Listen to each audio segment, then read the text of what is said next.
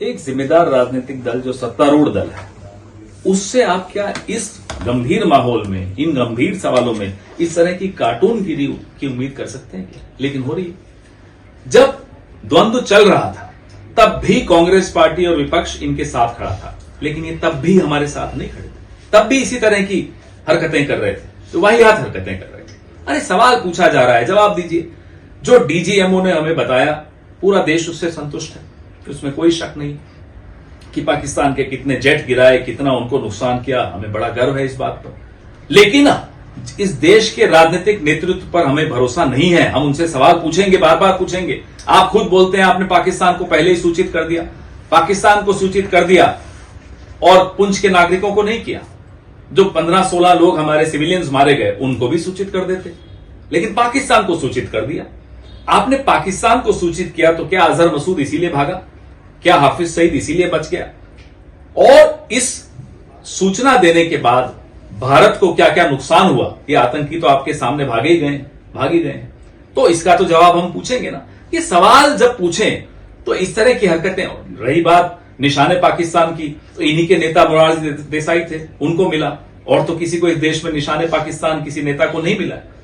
मोरारजी देसाई को, जो इनके नेता थे, इनके प्रधानमंत्री थे 1976 से लेकर 1979 तक, 79 तक, उनको निशाने पाकिस्तान क्यों मिला?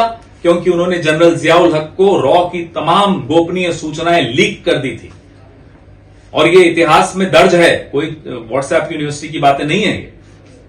और उसके बाद उन्हें निशाने पाकिस्तान कब मिला? जब विश्वनाथ प्रताप सिंह की भाजपा समर्थन की सरकार थी केंद्र में, तब उन्हें निशाने पाकिस्तान मिला। फोटो में देख लीजिएगा गूगल पे। तो निशाने पाकिस्तान के और भी हकदार हैं। लाल कृष्ण आडवाणी जी, जो मजार पे जिन्ना के गए और कहा कि ये तो सबसे बड़े सेक्युलर आदमी यही है पूरे विश्व में। निशाने पाकिस्तान एक और आदमी को मिलना चाहिए, जो बिना बुलाए बिरयानी खाने चले गए मियां नवाज शरीफ के यहां, उनको भी मिलना चाहिए। हो सकता है मिल जाए, हमें तो लगता है मिलेगा।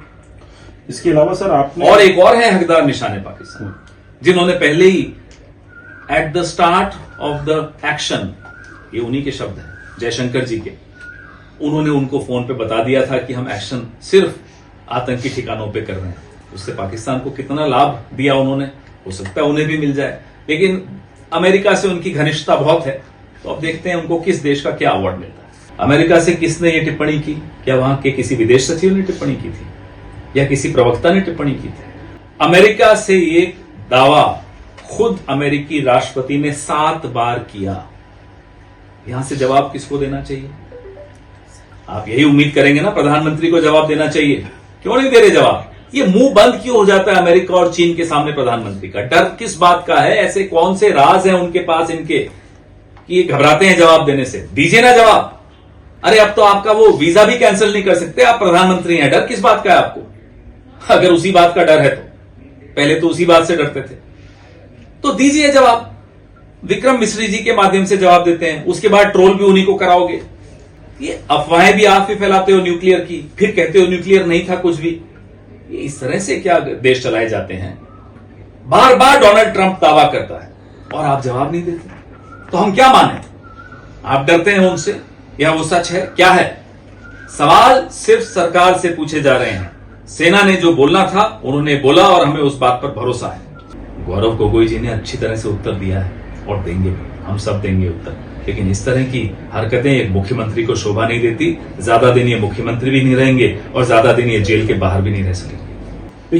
How can a cartoon be called a strong attack? I question the ANI now. What do you mean by strong attack? Why do you find it strong?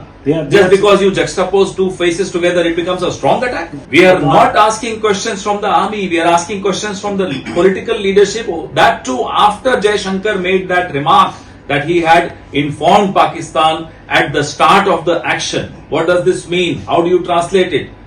Get it translated from some expert, language expert, perhaps Mr. Tharoor. Get it translated. Then you will know why are we asking these questions. We are asking these questions from the political leadership. What the DGMO in his press briefing said, we are convinced that yes, Pakistan has suffered huge damages and we congratulated the army there and then. But the political leadership cannot escape responsibility, accountability and answers. We need answers. How did Pahalgam happen? Where was the failure? Who is accountable?